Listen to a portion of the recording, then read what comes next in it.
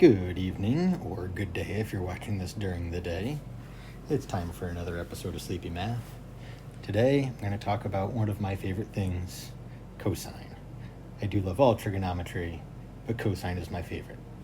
The law of cosines, the uses of cosines, and frankly, just the sound of it, cosine. So let's look at what cosine is.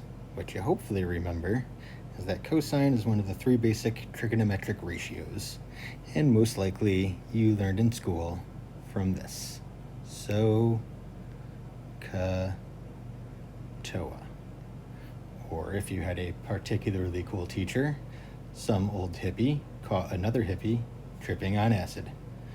Regardless of the mnemonic device you used, ka is what we're focusing on today, and this means that for any given right triangle, that the cosine of a non-right angle is equal to the length of the adjacent side divided by the length of the hypotenuse, C, A, H. But that's a pretty basic and straightforward use. Much cooler than that, in my humble opinion, is the law of cosines. And the law of cosines is this. C squared is equal to A squared plus B squared minus 2AB times the cosine of C. It's not the best O I've ever seen, but it's going to do. Now you may notice that this part, if I remove that, that may look very familiar, especially if you watched the last video of Sleepy Math. It's basically the Pythagorean theorem.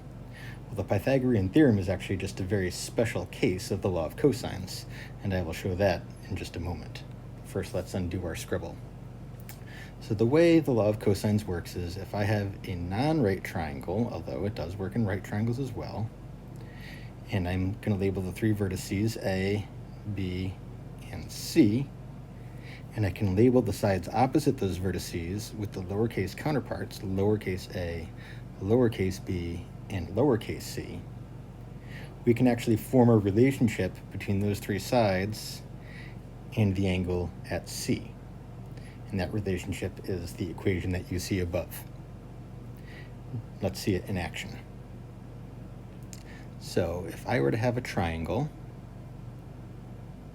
like this, and we're going to make this nice and easy, and I'm going to call this angle here 60 degrees.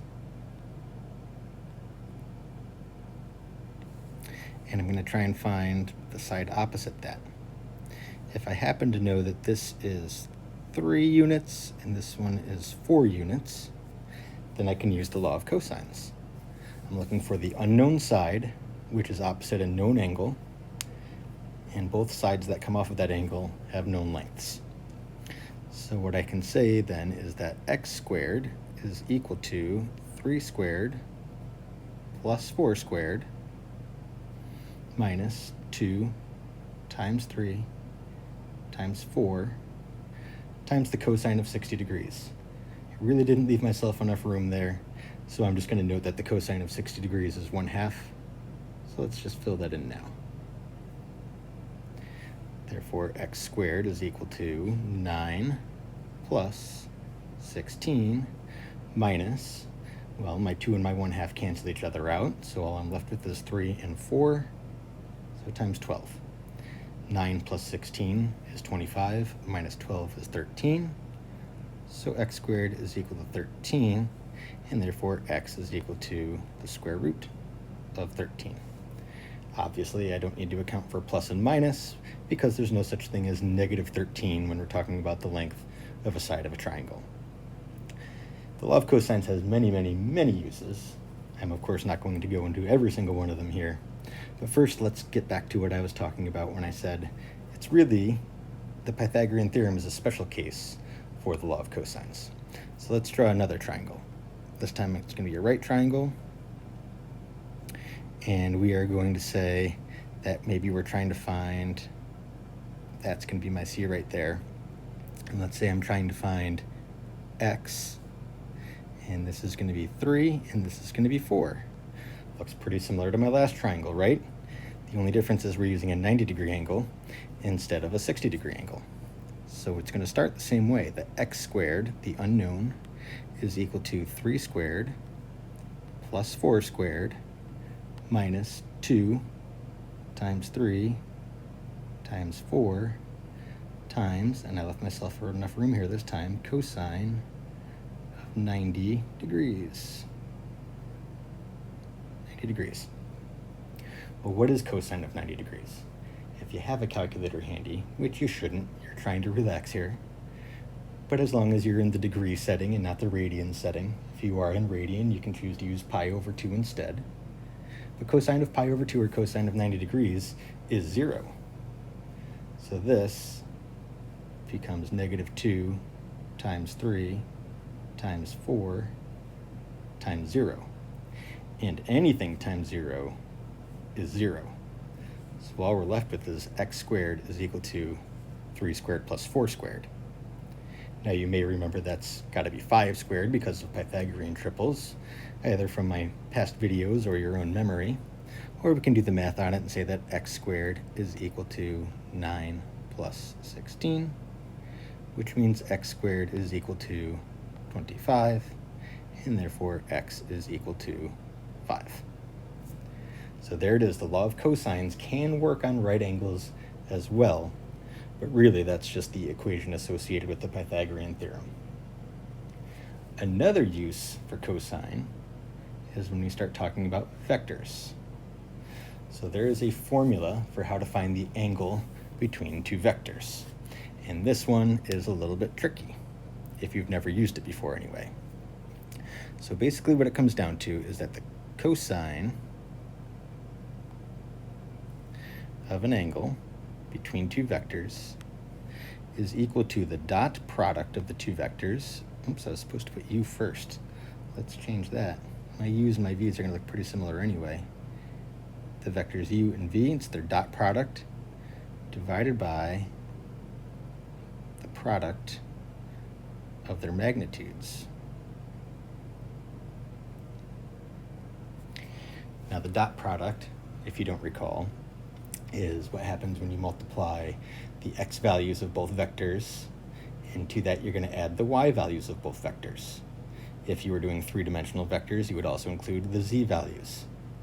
The magnitude is simply the length of the two vectors, and that can be found using the distance formula, or ultimately the Pythagorean theorem that we just used. So let's take an example here. Let's assume that we have two vectors, and we're going to say that vector u is the vector 2, 3, and we are going to say that the vector v is, let's go with